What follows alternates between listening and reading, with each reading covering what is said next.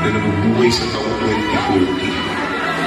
Dalawang dekada na ang nakakalipas na maganap na isang malaking trahedya sa mundo at sa Pilipinas. Binalot ng kaliliman ng pandemya ang buong mundo. Isa sa mga biktima nito ay ang aking mga na sa aking paglaki ay bahagi ng kanyang kalunos-lunos na karanasan sa bansa. Kaya halika, samahan mo balikan natin ang taong 2020 na nagmahirap sa mga Pilipino. Ang Visayas at Mindanao. May 5,000 na ang mga pamilyang inihilan sa pagtulong at pagbuka ng abong puso at lahat ng pagbukaan.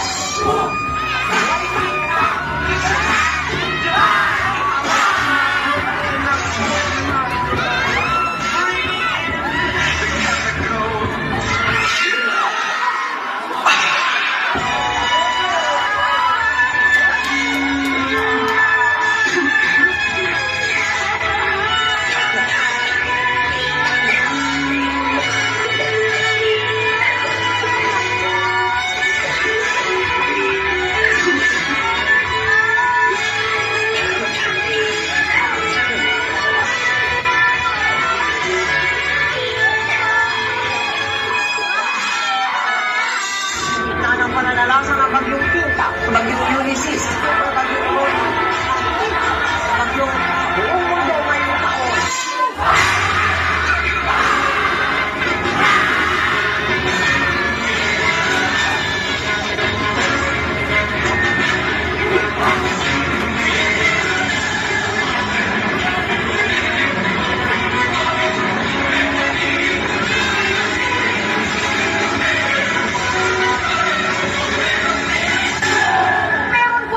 Bagong kalaban. Ito ang coronavirus.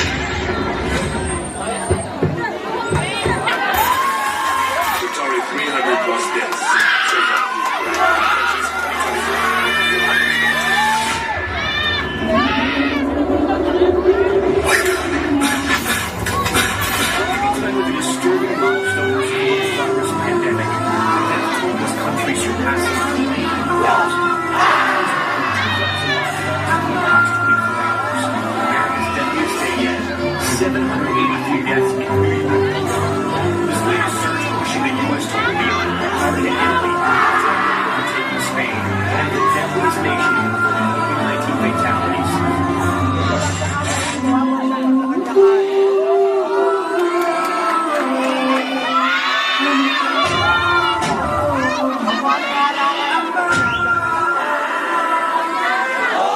Sometimes I live under the moon.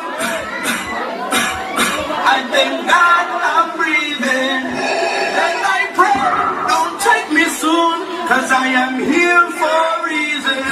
In my tears I drown, but I never let it get me down. So when negativity surrounds, I know someday it'll not turn my life I've been waiting for, I've been waiting for the people to say that we don't want to fight no more, there'll be no more, and our children will pay.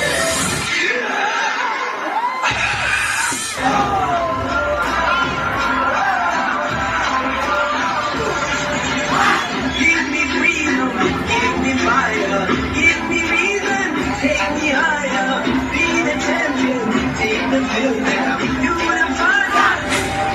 Bilang ng pandemya ang pamamaraan, walang harapang klase, kundi online, modular ang mga leksyon na binigay sa radyo at television. Pasensya na po kayo. Hindi po ako makakapasok sa online class natin. Wala po kasi kaming internet sa bahay. Sa totoo lang, wala rin po kaming bahay. Nangungupahan lang po kami. Noong nag-lockdown po kasi, nawalan kami ng pambayad. Pero hindi po sila makaintindi. Wala rin po akong cellphone, ma'am. Ang meron lang po ako ay yung mga librong pinauwi nyo sa amin. Nasa anong pahina na po kayo. Ma'am, sasagutan ko na lang po lahat para lang sigurado ako na hindi mahuhuli. Hindi na po magre-resist kasi wala rin namang pambili.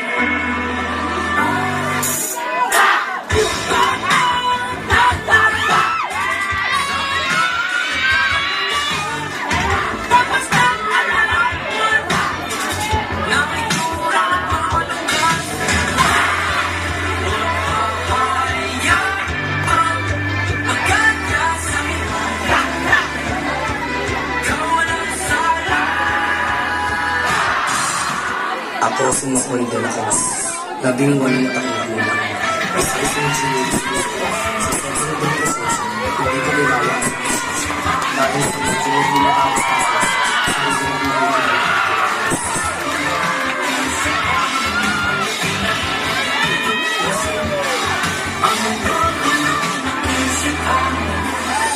ang hiling ng pamilya na mag-inang malapit ang binaril ng kapitbahay nilang pulis.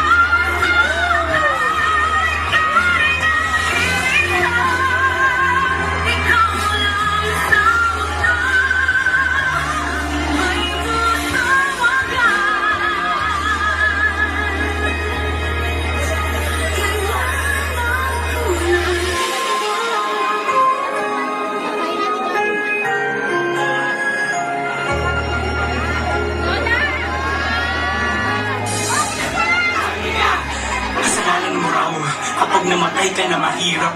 Pero mas kasalanan siguro kapag kaya mo naman pero hindi mo pa rin piniling tumulong sa mga mahihirap. Mas mahirap mamatay ng dilat kaysa pigit. At sa iyong lumalaban hanggang ngayon, salamat dahil hindi ka sumuko. Hindi man alam ng iba yung mga sarili mong pagsubok. Nakikita naman ng Diyos ang iyong puso. Ikaw, alalahanin mo na hindi ka nang basta lumalaban. Nagtatanim ka rin ngayon ng kwento ng katapangan na bukas pwedeng anihin ang kapangkaan Pilipinas.